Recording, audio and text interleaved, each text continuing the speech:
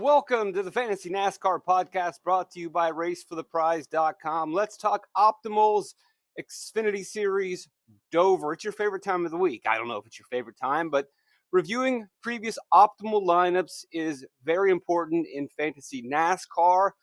You can follow Phil Race Sheets on Twitter. He'll tweet it out, but I also do a video that provides a little bit more context to each pick and explaining how the optimal lineup came to be. And as we see, no matter the track, we do tend to see patterns or trends.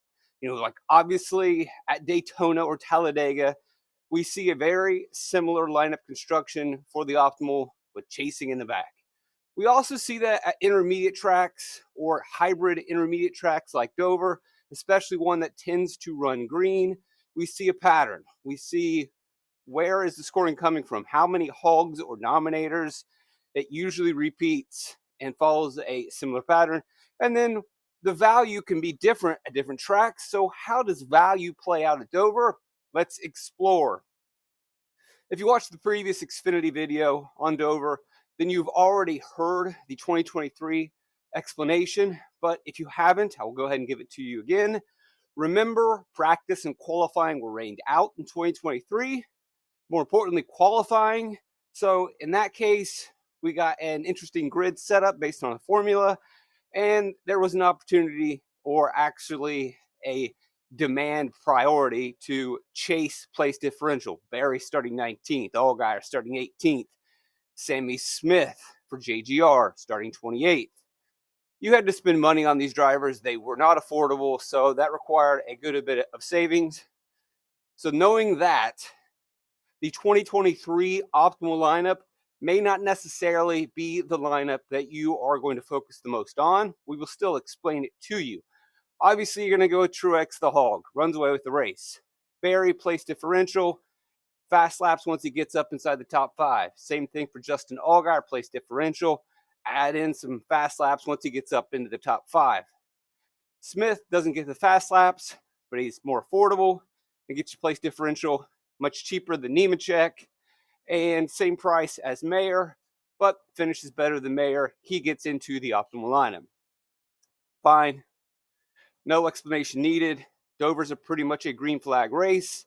The cream rises to the top. I would expect that to happen this season. It happens every season at Dover. You want to use it probably at least 3 picks, trying to nail out your top guys. Even if one driver runs away with the race, it's very likely that second and third on the DFS scoreboard are going to scrape off fast laps, maximize finishing position, and get into the optimal lineup.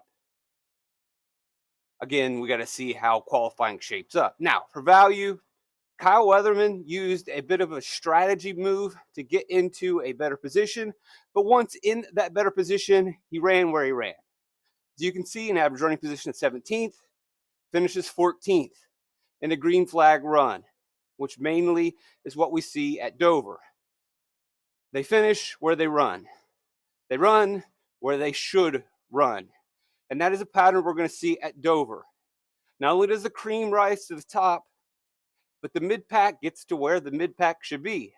The slow cars are not going to get the Hail Mary, more than likely. Obviously, chaos could happen, but likely stage 3 is going to be drawn out. It's going to be lap turning. People are just going to be keeping their pace, taking their time, and doing their thing. And so as the top, the cream, rises, the mid-pack will settle into their position, and everything else will kind of sort itself out.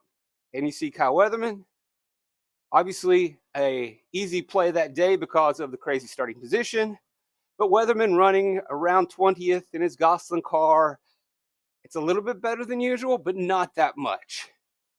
And obviously he's the optimal play because of the place differential.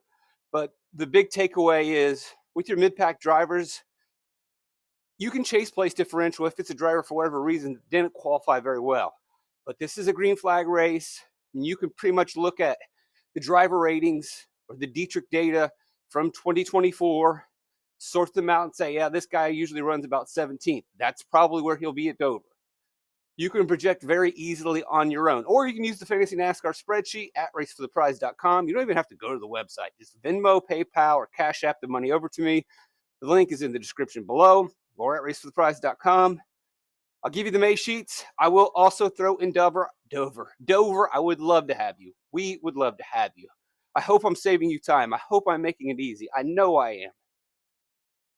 And if I can help you, you can help me. Throw a couple bucks my way for the 3Ds, Diapers Daycare, and Mickey D's. They get those chicken nuggies. All right, and then last but not least, Timmy Hill gets into the lineup simply because we are chasing place differential and we're paying for place differential in this scenario. And so you take Timmy Hill and a Carl Longcar, despite finishing 5 laps down, but he gets into the optimal lineup because you just need the extreme savings. He does get 19 fantasy points. Not the worst play in the world. Obviously, it wasn't because it was optimal. Now, let's look at 2022. Maybe this one will be a little bit more significant because we have our more traditional starting positions. Allgaier is your hog. Allgaier has been elite. Allgaier is a driver you want to circle this week. Okay, you got that. Good. When you go back to 2020, it's some excellent races. He always has excellent races at this track. His teammate, Josh Berry, also very good. A second hog. Starting up towards the front. Can do, will do.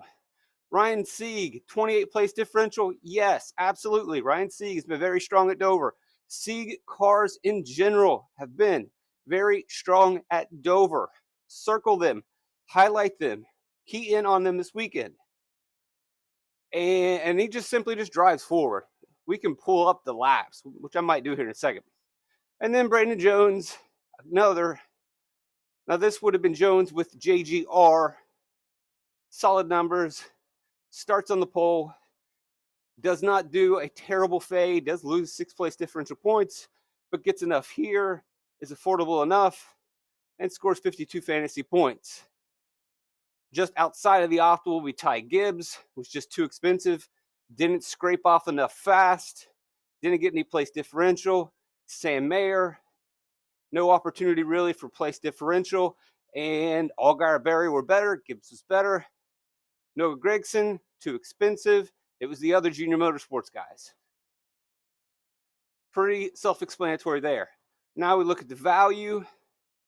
And we see Parker Retzlaff in a Sieg car. Average running position of 19th, finished 17th, started 23rd, as I said before. The cream's going to rise to the top. The names that you just saw at the top were who you expect. Allgaier, Berry, Gibbs, Gregson, the elite.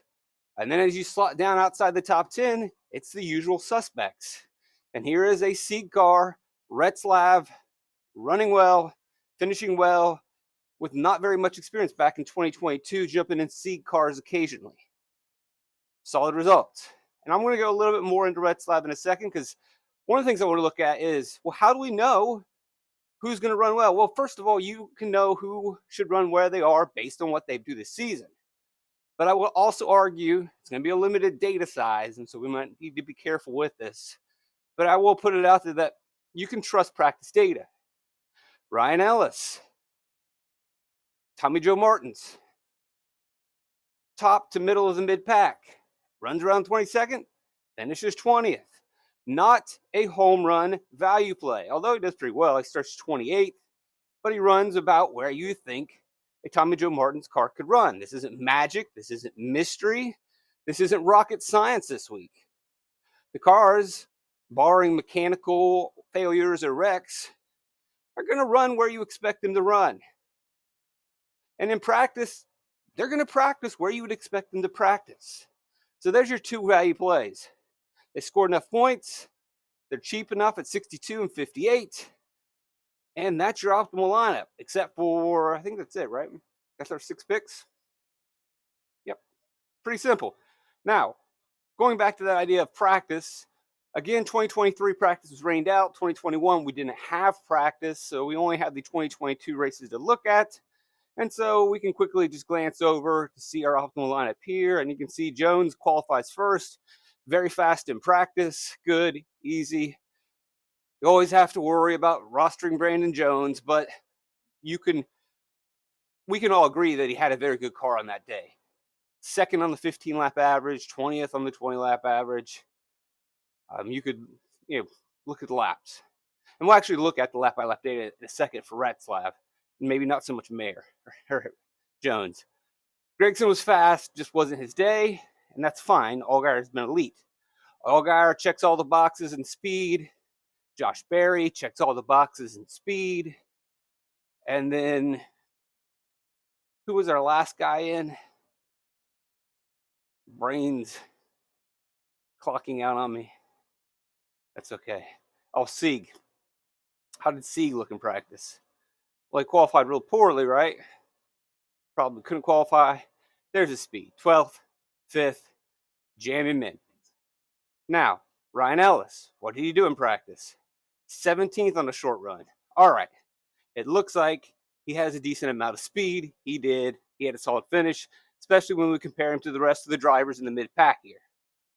Starting 28th, 17th on a one-lap run. That's good. Now, you're going to see Parker Retzlaff.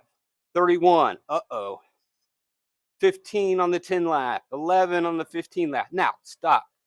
It's red. The numbers aren't good. I can't trust him. Did run 20th on a 5-lap average. And a 5-lap average is a very strong indicator. 20th. Could he be a 20th place car? Sure. Was he a 20th place car? He absolutely was. But sometimes you see the red and you freak out. We also have to have your own context and ideas of, hey, wait a second, this is a young kid. He doesn't have a lot of laps under his belt. This is Dover. How do you think he might have approached practice at Dover in 2022? It's not a rhetorical question. Think to yourself. Put yourself in Parker Retzlaff's shoes. Dover's pretty high speed. It's pretty crazy. All right, get out there on the track, kid. Let's see what you got. You got a pretty good car. It's a Sieg car. Don't screw this up.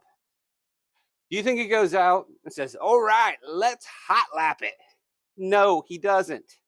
That's why he doesn't record a fast lap the first couple laps on the track. He's just trying to get comfortable. Now, that being the case, his tires are going to be worn a little bit by the time he starts to take off the leash and to cut it loose a little bit. And so once he kind of does, you can see he finds a little bit of speed. And hey, if you have access to the fancy NASCAR spreadsheet, you can do this type of analysis on your own. Venmo, PayPal, Cash App. And you wouldn't have worried about rostering Parker Retzlaff. See, the dude goes out there at 138. I don't want to say he's scared, but obviously he's tiptoeing it. Now, one of the interesting things is you can see, obviously the car is going to lose speed as there is tire wear, but he starts to pick up some speed here. 146, so getting a little bit more comfortable.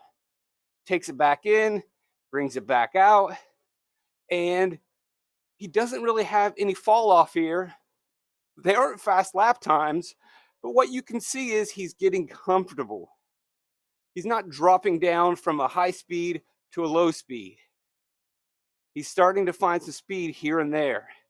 Obviously, you can't 100% guarantee that it was always going to be a fast car, but that would be the easy explanation of, yeah, he was just out there dialed in at probably 80%, not going 100 because it's just stupid. Why would you do that?